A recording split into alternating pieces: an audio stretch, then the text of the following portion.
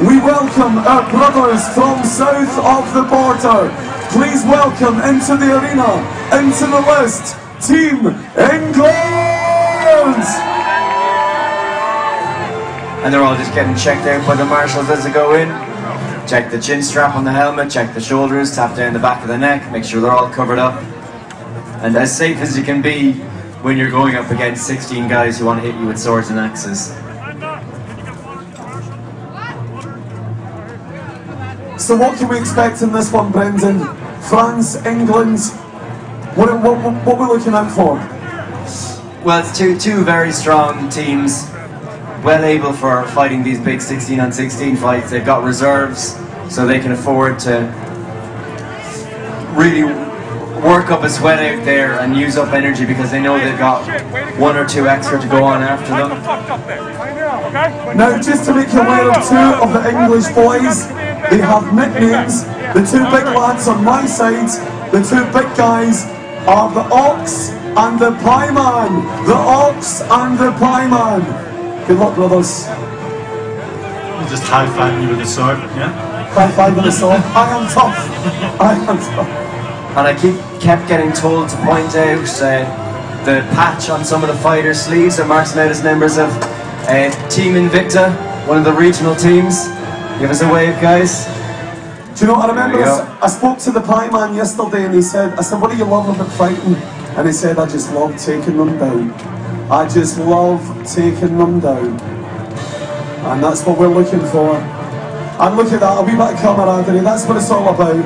Come on, give these brothers, these warriors, a cheer and say good luck to England and France. Good luck, guys.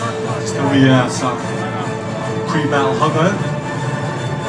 As someone said earlier on the live stream, they hug at the start of it, and then they fight each other, and then they hug afterwards.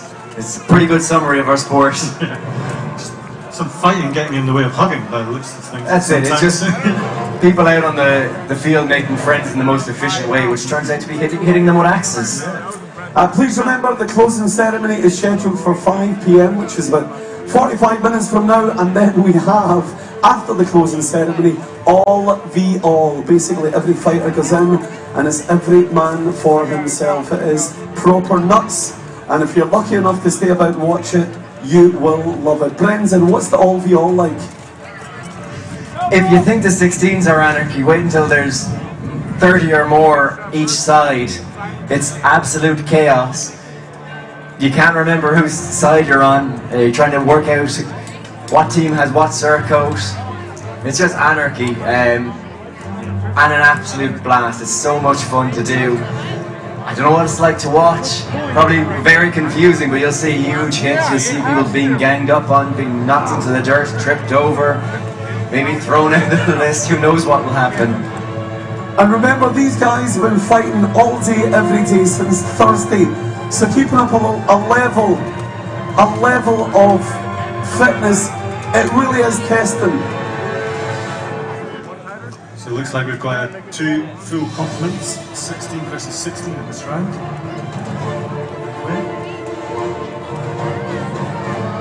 So remember, it's a round-robin format. A round-robin format, and then we'll have third place. I actually think there's an extra Frenchman on the field. Sneaky.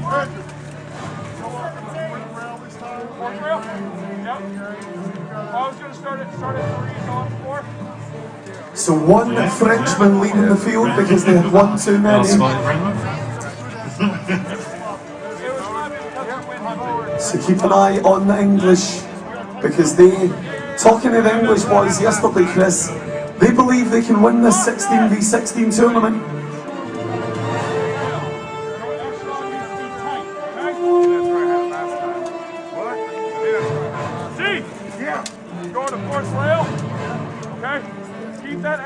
So here we go. I think this is the first full fight with full complement, 16 on either side. Your head marshal is Mish in the middle.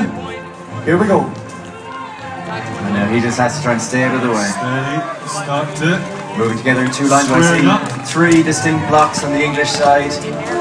French more or less in a straight line. Couple of runners in the back. It's almost like they're playing like a sweeper, just in behind, just waiting to pick anyone off. Exactly. Their job is, if someone gets through, they stop them, or if they see an opening, it's their job to run in. Oh, the big man's the sword. If someone gets knocked down, they'll plug up those gaps. Well, that line's broken up a little bit now.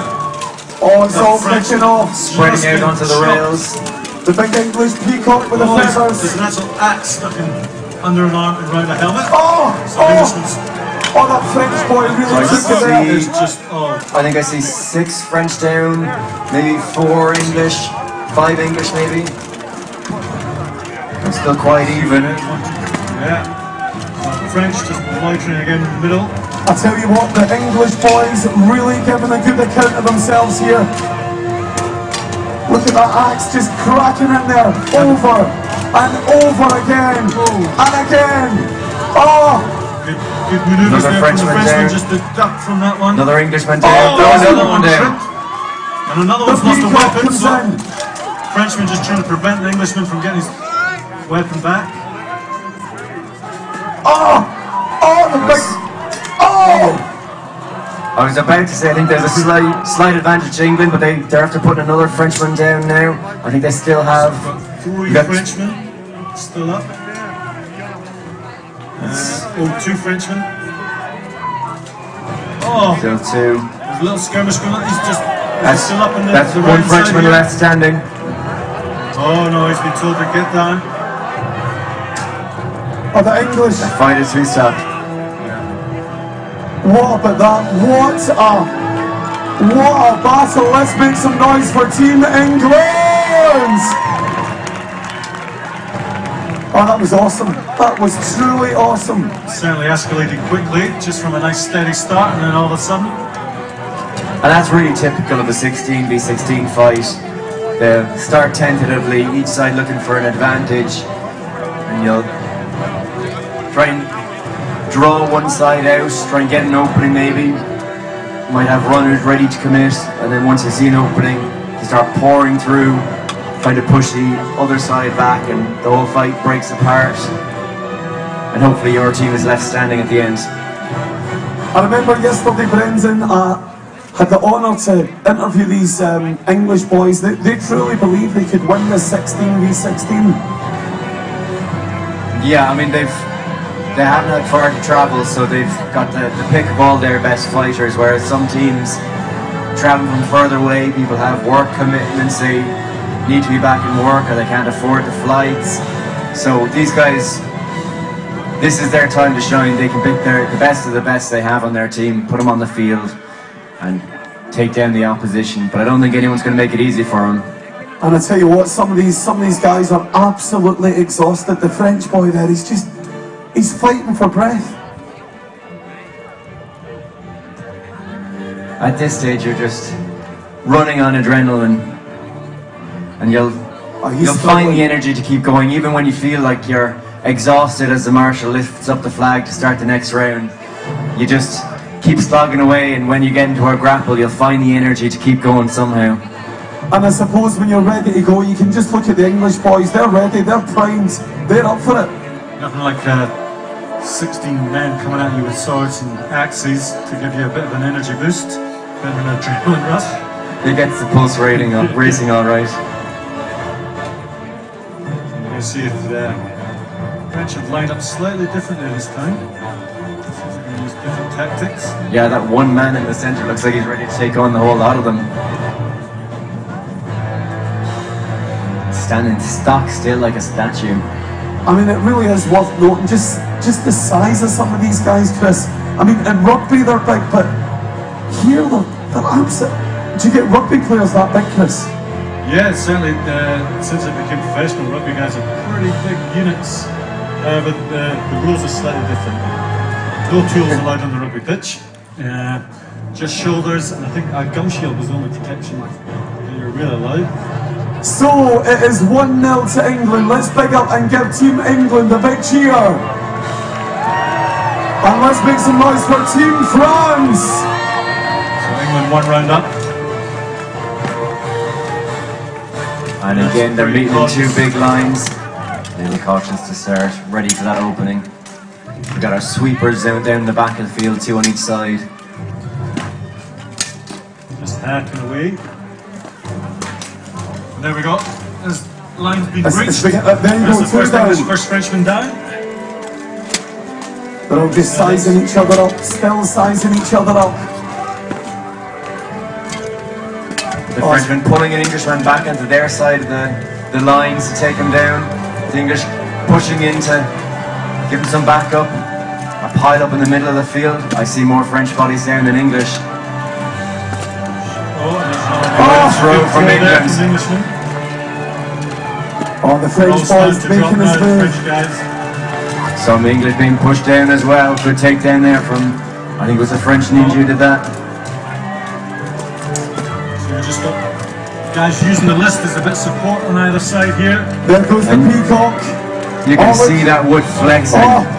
There's a French ninja just jumping into the back of they got him down. Oh, what a strike. Counts 3 French still standing. A lot more English bodies. So two French. Here comes the cabaret over the. Looking for a bit of an opening to hack away at someone's leg. 3 or 2 on. Oh. And that's 1 left standing, so they're stopping the fight. Oh man, what a victory. Come on, let's play up for Team England. What a victory. Pretty effective, pretty efficient there from England. Good professional fight there. Stuck to their tactics. Do you know what? We have victory for the English, but let's make some noise for our brothers from France. Give those boys a cheer! Just one of the Frenchmen down here, the top of the list. Absolutely done in. Getting helped up there by Ukraine and Tubies. USA, please report to the list. Ukraine and USA, please report to the list. England and Ukraine, prepare. We would like to remind teams that once you are called, you have 3 minutes to get to the list. Whoa. Right, remember, we're scheduled for the closing ceremony. I'm not too sure if we're going to be bang on 5 o'clock for the closing ceremony, but the closing ceremony is scheduled for 5. Hopefully we will be on time. There we go. USA stepping up. The man that's in the top for the flag bearer award.